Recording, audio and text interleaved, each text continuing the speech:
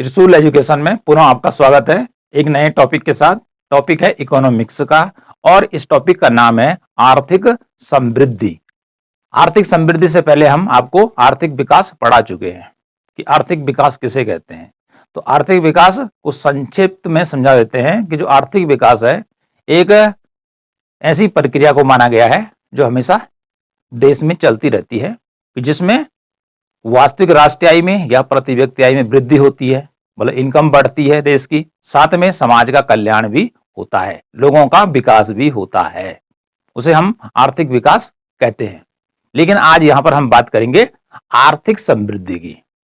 तो पहले जो अर्थशास्त्री थे वो आर्थिक विकास और आर्थिक समृद्धि को एक ही मानते थे। उनकी दृष्टि में आर्थिक विकास और आर्थिक समृद्धि की परिभाषा एक ही थी, दोनों में कोई अंतर नहीं था।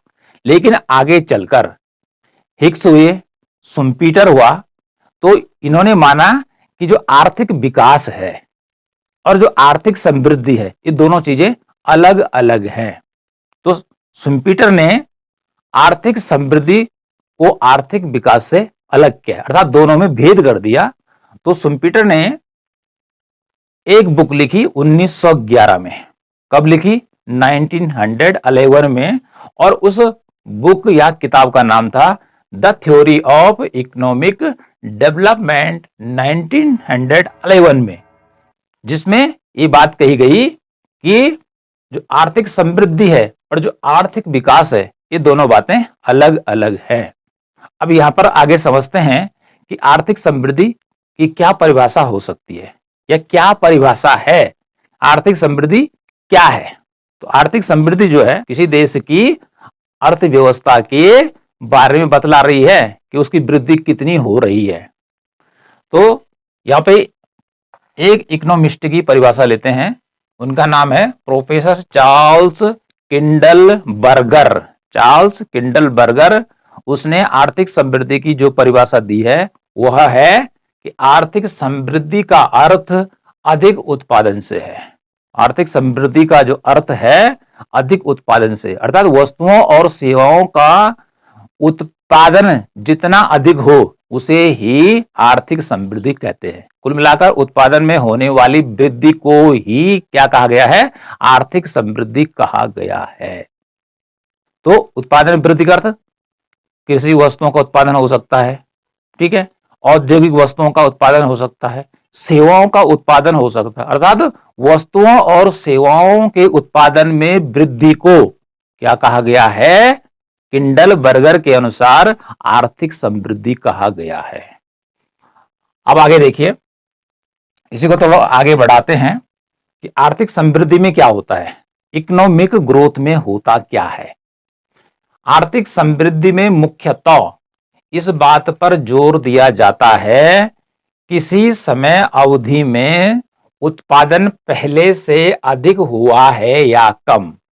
किसी समय अवधि में उत्पादन पहले से अधिक हुआ है या कम। अब ये कम ये ज्यादा किस प्रकार से हो सकता है? देखिए भाई, माना बात 2005 की बात कर लेते हैं, उत्पादन हुआ 10 किलो, मान लेते हैं कि 10 किलो उत्पादन हुआ। फिर 2006 की बात करते हैं, ठीक है जी, 2006 की बात करते हैं और उत्पादन हो गया 30 किलोग्राम।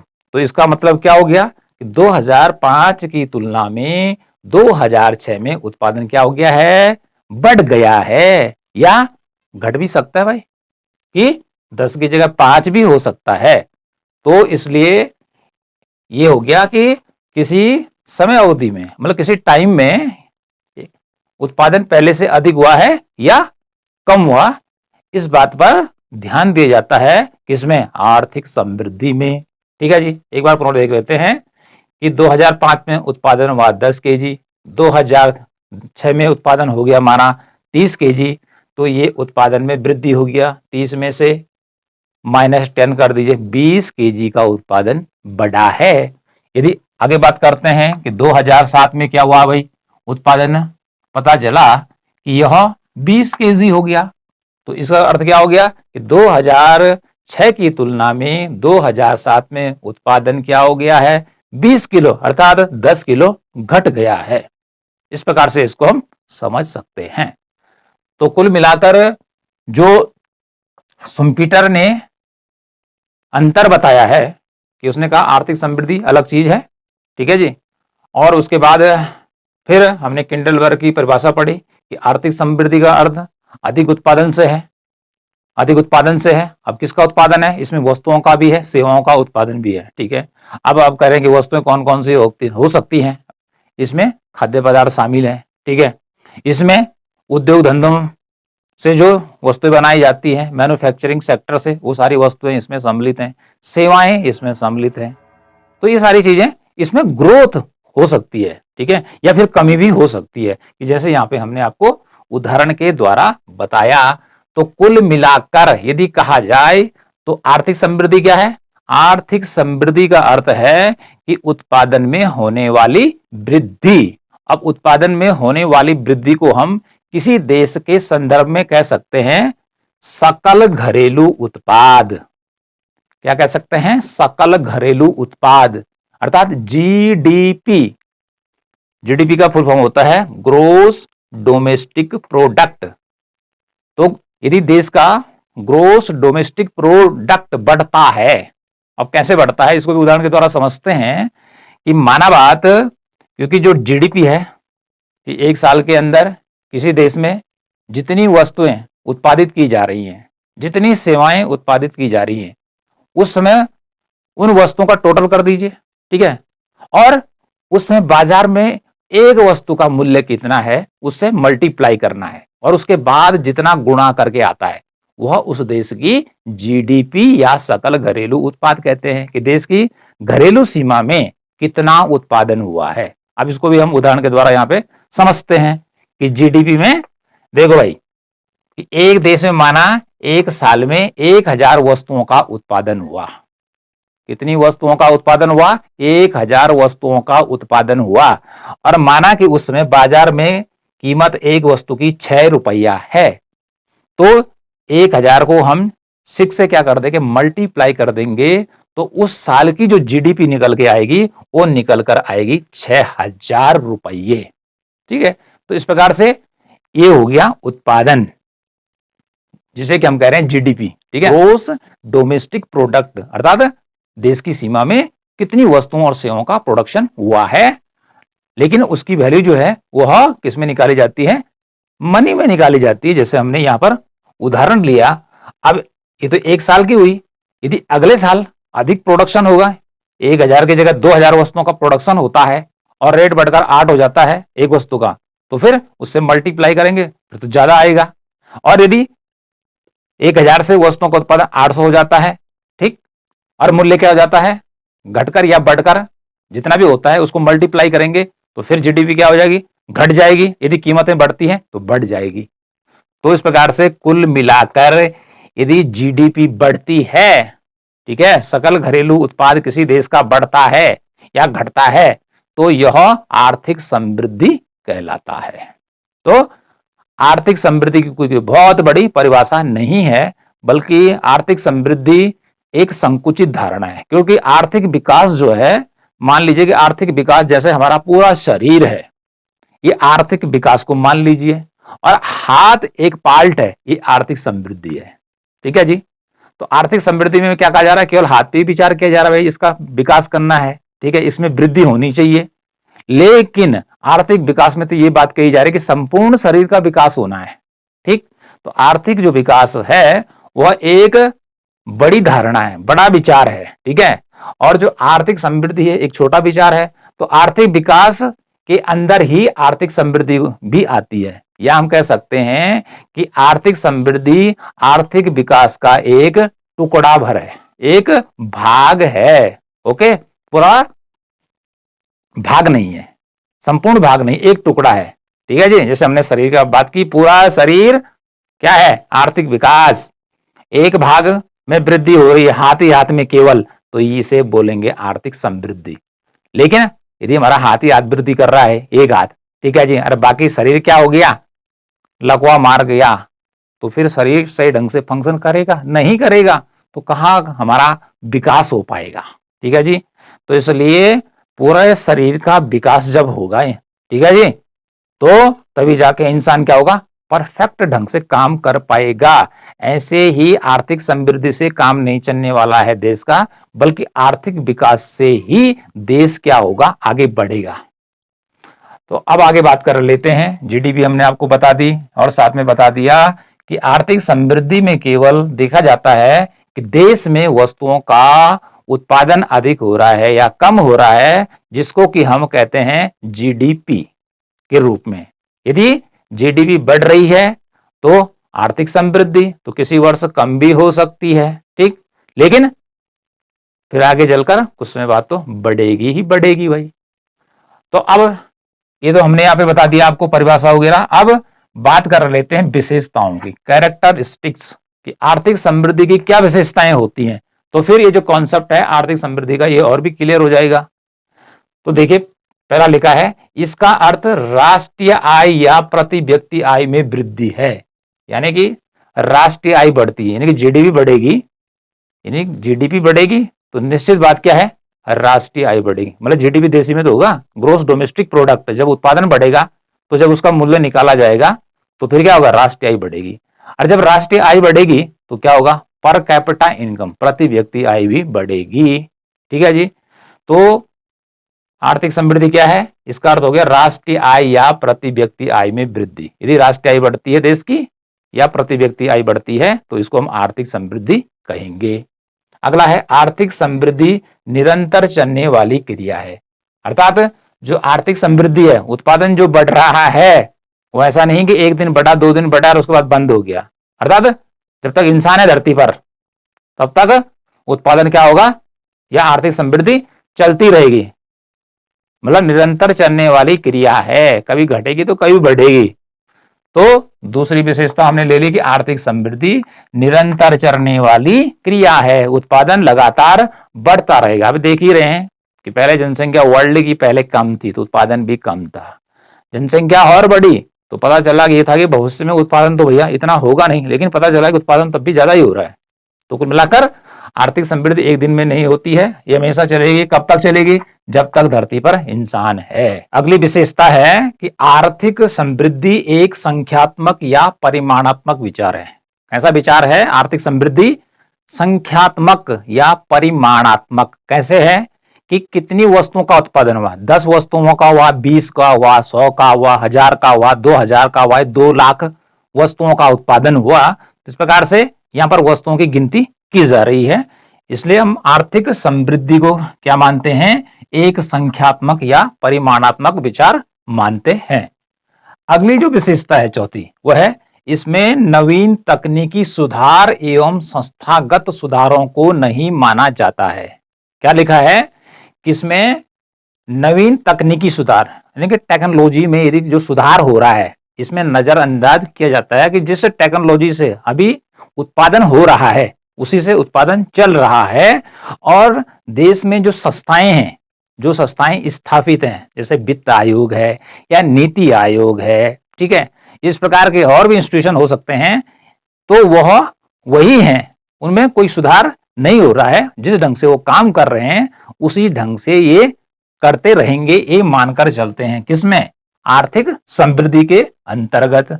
अगला आता है 5वां नंबर कि आर्थिक समृद्धि धनात्मक एवं ऋणात्मक दोनों हो सकती है भाई। कि आर्थिक समृद्धि में वस्तुओं का उत्पादन पहले तो हमेशा क्या होता है, बढ़ता ही रहता है, लेकिन माना बात बीच में मंदी आ गई, क्या गई, मंदी आ गई, तो क्या होगा, फिर उत्पादन घटना शुरू हो जाता है। और हो सकता है कि यह शून्य होकर ऋणात्मक में भी जा सकता है। वैसे तो मान के चलते हैं कि हमारा जो आर्थिक प्रगति है, ये जीडीपी है, वो लगातार बढ़ती चली जाएगी, लेकिन कोई जरूरी नहीं है कि ये हमेशा धनात्मक हो। धनात्मक में क्या होता है, वस्तुओं का लगातार प्रोडक्शन बढ़ता है, 10, 20, 30, 40, 50, 60 इस प्रकार से किलोग्राम में बढ़ता जाएगा, मीटर, लीटर जिसमें भी है बढ़ेगा। लेकिन इसमें गुंजाइश क्या है कि आर्थिक समृद्धि धनात्मक के साथ साथ कभी क्या हो सकती है, ऋणात्मक भी हो सकती है। अब ये कैसे हो सकती है, देखो भाई, उत्पादन हुआ पहले 20, फिर 10 हो सकता है, फिर 0, ठीक है, 0 के बाद -5 चला गया, फिर -20 हो गया। तो इस प्रकार से देखिए कि 20 हुआ उत्पादन, 20 के बाद घटा 10 हुआ, ठीक है। उसके बाद शून्यात्मक हो गया, और शून्य से नीचे चले जाते हैं तो -5, ठीक है, ये ऋणात्मक हो गया, और घटा उत्पादन और -20 हो गया। तो इसीलिए कहा गया है कि जो आर्थिक समृद्धि है, इकोनॉमिक ग्रोथ, वो पॉजिटिव भी हो सकती है और नेगेटिव दोनों हो सकती है। तो ये बात ध्यान में रखने वाली है। अगला देखिए 6 नंबर का, कि आर्थिक समृद्धि एक संकुचित विचारधारा है। आर्थिक समृद्धि कैसी है? एक संकुचित विचारधारा, एक छोटी धारणा है, ठीक। जबकि आर्थिक विकास क्या है? एक व्यापक धारणा है। क्योंकि आर्थिक समृद्धि में केवल हम प्रोडक्शन पर ध्यान दे रहे हैं, वस्तुओं और सेवाओं के उत्पादन पर ध्यान दे रहे हैं कि इनका उत्पादन को बढ़ाना है।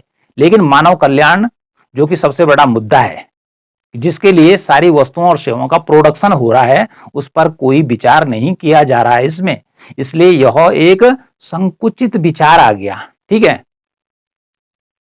अगला देखिए 7वां नंबर का, कि आर्थिक समृद्धि विकसित देशों से संबंधित होती है। कि जो आर्थिक समृद्धि है, ये जो विचार है, ये किससे संबंधित है? ये विकसित देशों से संबंधित है, अमीर देशों से संबंधित है। जापान से संबंध रखता है आर्थिक समृद्धि, अमेरिका से रखता है, यूरोप के देशों से रखता है, जहां के देश क्या हैं? विकसित देश हैं। गरीब देशों से इसका संबंध नहीं है। आप बोल रहे होंगे कि भाई आर्थिक समृद्धि केवल विकसित देशों से है, और जो विकासशील देश हैं उसका संबंध आर्थिक विकास से है। ऐसा क्यों? जो विकासशील देश हैं वो तो अभी विकास कर रहे हैं, शिक्षा का स्तर बहुत कम है, लेकिन जो विकसित देश हैं उनका जो विकास है शिक्षा में, 99% लोग क्या है? पढ़े लिखे हैं, मतलब हर क्षेत्र में विकास कर चुके हैं, कि मानव का वहां पर अधिकांश विकास हो चुका है, ठीक है। वस्तुएं सेवाएं पर्याप्त मात्रा में है। अब बात केवल ग्रोथ की रहती है उनकी, कि वृद्धि करनी है। तो ये जो विचार है आर्थिक समृद्धि का, ये विकसित देशों पर लागू होता है, ठीक है जी। किस पे लागू होता है? आर्थिक वृद्धि विकसित देशों पर लागू होता है, क्योंकि उन्होंने आर्थिक विकास पहले ही कर लिया है, हर चीज वहां पर पर्याप्त मात्रा में। अब बात रहेगी कि केवल उत्पादन को बढ़ाना है, बाकी हर क्षेत्र में, मानव कल्याण के क्षेत्र में वो बहुत आगे बढ़ चुके हैं। तो इस प्रकार से ये हो गया आर्थिक समृद्धि की विशेषताएं। तो आर्थिक समृद्धि किसे कहते हैं? या आर्थिक समृद्धि में हम क्या मान के चलते हैं? तो आर्थिक समृद्धि में देखा जाता है कि उत्पादन कितना हो रहा है, कुल मिलाकर जीडीपी से इसका मीनिंग है कि जीडीपी में वृद्धि हो रही है। एक तो ये हो गया। दूसरा कि राष्ट्रीय आय या प्रति व्यक्ति आय में वृद्धि हो रही है, इसका अर्थ हो गया, इसे आर्थिक समृद्धि कहेंगे। तो कुल मिलाकर आर्थिक समृद्धि का अर्थ होता है कि उत्पादन में होने वाली वृद्धि। वो बात अलग है कि जबकि उत्पादन शून्य भी हो सकता है या माइनस में जा सकता है, ये अपवाद के रूप में होता है। तो कुल मिलाकर क्या कह सकते हैं हम कि आर्थिक समृद्धि जो है एक संकुचित विचारधारा है। आर्थिक समृद्धि और आर्थिक जो विकास की विचारधारा थी पहले एक साथ पढ़ाई जाती थी, लेकिन बाद में शुम्पीटर हिक्स आए, इन्होंने कहा कि जो आर्थिक समृद्धि है और आर्थिक विकास दोनों चीजें अलग अलग हैं। तो उसके बाद जब ये बात आई तो शुम्पीटर ने ये बुक लिखी। इस बुक में उसने बताया कि आर्थिक समृद्धि भाई क्या होती है, ठीक है, और आर्थिक विकास अलग चीज है, ये बात बताई उसने। उसके बाद किंडलबर्ग ने ये परिभाषा दे डाली। फिर हम इस पर आए कि इसमें क्या ध्यान दिया जाता है कि किसी समय में उत्पादन पहले से अधिक हो रहा है या कम हो रहा है। किसी देश का उत्पादन क्या हो रहा है? पहले से कम हो रहा है, ज्यादा हो रहा है। हमने यहाँ पे उदाहरण दिया कि 2005 में उत्पादन हुआ 10 किलोग्राम माना, उसके बाद 2006 में उत्पादन बढ़कर 30 किलोग्राम हो गया। तो इसका अर्थ क्या हुआ कि 2005 की तुलना में 2006 में क्या उत्पादन 10 से बढ़कर 30 हो गया, इसका मतलब 20 किलो बढ़ गया। फिर हमने आगे देखा कि 7 में उत्पादन घटकर 20 हो गया, तो इसका मतलब पहले 30 था फिर 20 हो गया, तो 10 किलोग्राम इसमें क्या होगी? गिरावट आ गई है। उसके बाद हमने क्या बात की कि जो हमारी आर्थिक समृद्धि है इसकी क्या क्या विशेषताएं हैं, क्योंकि विशेषताएं परिभाषा को बनाती हैं। परिभाषा तो एक संक्षिप्त रूप होता है, शॉर्ट फॉर्म है इसकी, समझ लीजिए, और जो इसकी फुल फॉर्म है वो आपकी विशेषताओं में आती है। तो ये सारी चीजें आपको याद करनी है। और यहाँ पे हमने जो आर्थिक समृद्धि में लिया कि उत्पादन में वृद्धि से है, तो उत्पादन में वृद्धि एक व्यक्ति की नहीं देखी जा रही है, बल्कि ये देखा जा रहा है उस देश का सकल घरेलू उत्पाद देखा जा रहा है, ग्रोस डोमेस्टिक प्रोडक्ट। तो ग्रोस डोमेस्टिक प्रोडक्ट को कैसे निकाला जाता है, इसका उदाहरण हमने आपको यहाँ पर बताया। तो इस प्रकार से ये हो गया आर्थिक समृद्धि या आर्थिक वृद्धि इसे कहते हैं। तो आई होप कि आपकी समझ में ये वाला टॉपिक आ गया होगा।